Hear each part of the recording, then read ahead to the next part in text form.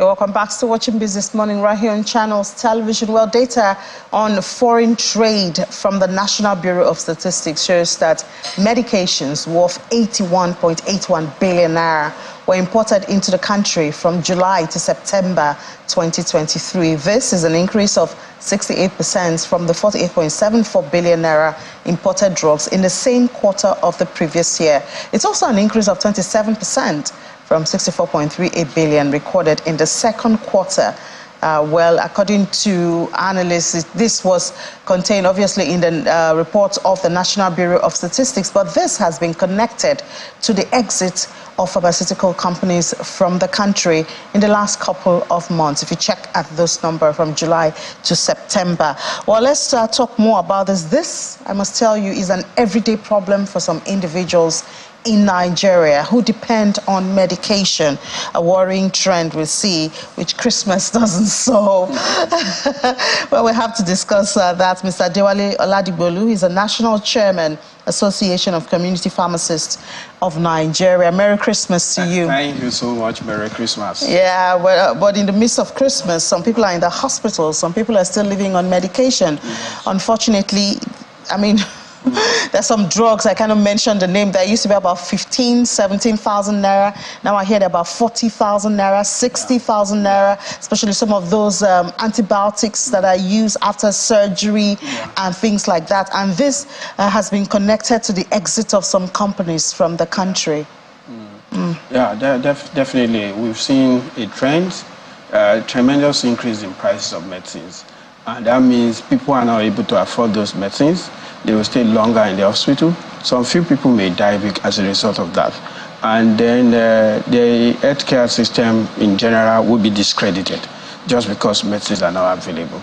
But can't we make ours? Isn't this an opportunity for us to do ours? Yes, in every crisis there is an opportunity. But this is just addressing the symptom. We are seeing the symptoms of long years of decay in the healthcare infrastructure in the country. In 2018, the Pharmaceutical Society of Nigeria had a conference, and the title of that conference was just medicine scarcity and its implication on national security. We are not producing up to 30% of the medications that we need in the country. Even of those 30%, large percentage of those things that go into the manufacturing are imported. From the machines to the starch to the active pharmaceutical ingredient, they are all imported. Probably what you even source in Nigeria is just water. I'm telling you the truth. We have abundance of starch, but we don't have that pharmaceutical grade starch. And government is not engaging enough, and that's very pathetic. What engagement should the government be doing? I mean, I am sure we have the raw materials. Yeah. I am sure we have the brains. Yeah. If I say government is not engaging enough, I really mean it, and it hurts me a lot. One, we are not producing enough. The tariff on imported medicine and even raw materials are high, and then government is not looking at the fundamentals.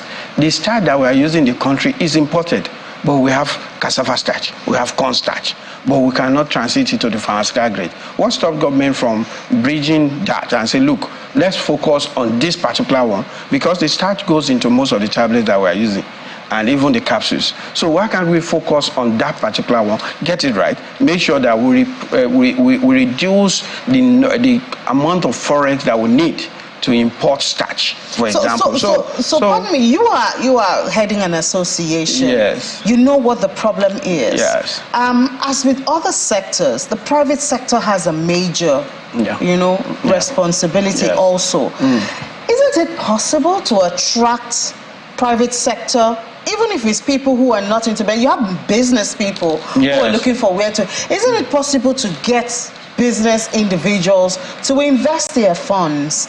I mean, with the promise of profits. All right, that's very interesting. Attracting fund at what interest rate, at what participatory level. And aside from that, if you look at similar industry, not so similar, but very important industry like the petroleum industry, for example, what did government do with refineries? What did they do with private refineries? Did they bring in some fund? Is that possible for the pharmaceutical sector, the sectors that maintains the life of every Nigerian? Is it possible to bridge that funding gap? Every time, even when Dangote started its refineries, the Pharmaceutical Society of Nigeria had a project to engage but most of the people are not seeing the values in it. Pharmaceutical industry is not just profit-driven alone. You just have to also look at the humanitarian aspect of it. There is a certain level of profit that you can't make in pharmaceutical industry. Otherwise, you will know that people need your products, but they are dying because they can't afford it.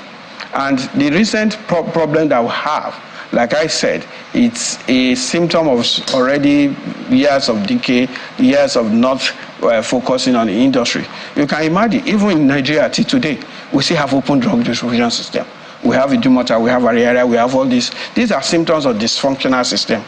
You cannot have a robust investment in the industry when the people who are bringing the fund are not seeing cleanness in terms of distribution and how their money will return.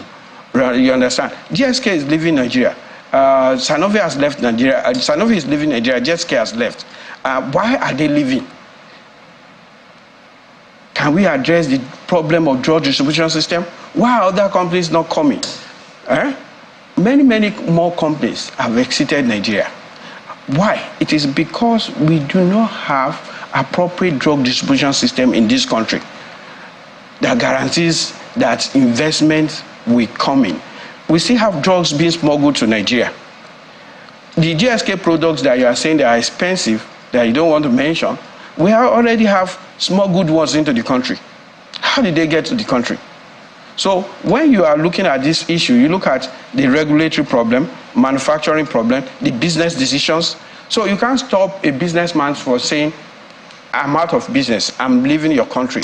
But that business entity must have an exit plan, which our regulatory authority failed to demand.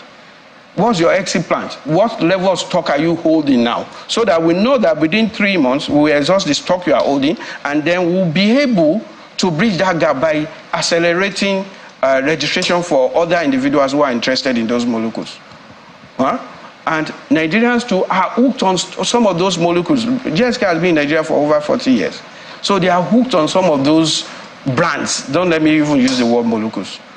But the best way to tackle that kind of thing is work with your community pharmacist. Many of those drugs, they have alternatives. Some few ones that do not have alternatives, we don't even have the manufacturing capability to make those ones. And there is a steroid with salbutamol made by GSK. We don't have any plant in Nigeria that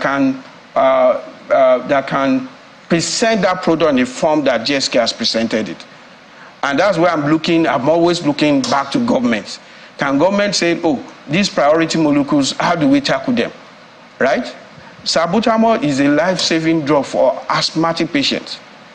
And so when Ventolin went out of existence, and there's only one alternative. The price of that alternative also went up. At a point in time, Ventolin inhaler was sold for 15,000. This is a product that used to be for 1.5. And Seretide inhaler for almost 60,000, a product that used to be for 5,000 naira. It is because we are not alive to our responsibility. And I'm sorry to say, it's cut across every strata of our national life. A company is leaving Nigeria, announced in August, and left. And no importation. And they didn't notify the country, and the country is just looking at it like that. So and there are no consequences. There are no consequences. That's very unfair. It's very unfair because if my junior sister had an attack of asthma, it was only God that saved her life. As we are talking, people are still finding it extremely difficult to afford their medication. Sure. And it's happening at a very bad season for asthmatic patients. So what do we do now? I mean, it's so sad because lives are being lost. Yes. You know, life expectancy in Nigeria is reducing, and this is even going to make it even worse. Yeah. Because people need these medications to maintain their health. Yeah, exactly. So if they cannot afford it, or the amount they used to use for a month is now being used in a day, then I mean, what do people do? What really can we do? From the government perspective, accelerate health insurance. At least let's see be that people are not paying out of pocket when they need their medication or they need their care services. But health insurance will now become more expensive. Because, I mean, those drugs... I agree with you, Edie. It will become more expensive, but people will stop dying. And then when government spends a lot of money, they sit the back and then say, look, what are we going to do? They are not doing anything now because they are not spending money. Do you understand what I'm saying? If we accelerated insurance, everybody is under insurance coverage. What's going to happen? We will not die. It's only government that will be concerned. We will no longer be as concerned as we are now. Because they'll be paying. Yeah, we won't know the prices of those medications. If at all we know for what they call co-payment under insurance system, we'll only be paying very tiny amount of money. So it won't hurt us that much. But government will now start to sit down and say, what can we do? This product is taking 20 billion of our money every year. How can we address it? Yes.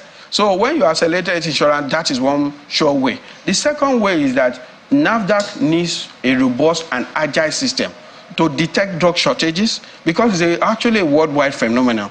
They need to detect drug shortages in time and address it in time. Companies do not need to exit Nigeria without an exit plan. Companies that are making products in Nigeria have to supply, to submit their capability to NAFDAC on a regular basis, so that you don't push drug into the market, people depend on it, and then because of your business failure, then people are dying. It's very unfair.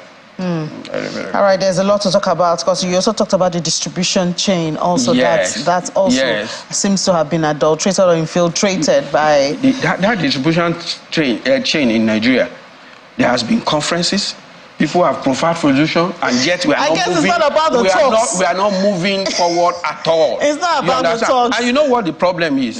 When you want to bring fake medicines into this country, just approach the open drug market. Let them take it, and then it will be in every household.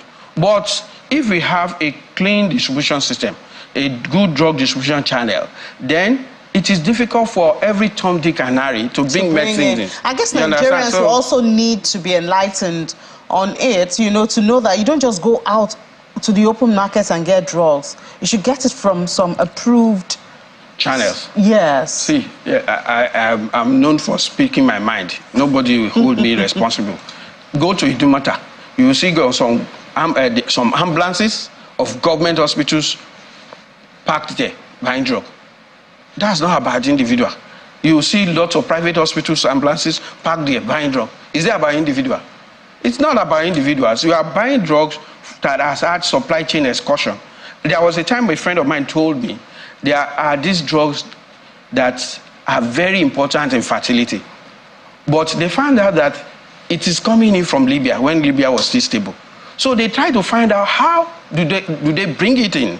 They found out that they put these drugs in a pack and put it on top of engine of trucks that are coming in. And yet, when we want to destroy drug and check how long they will last, we subject them to that kind of high temperature. So what is left for the patient to take? And then fertility patients will depend on such drugs, and they will not get to go, and then there will be crisis in the family. So, wow. Well, thank you so much, Mr. Diwali Oladigbolu, National Chairman, Association of Community Pharmacists of Nigeria. It really is a sad one, because it's the reality of some Nigerians, even as we speak.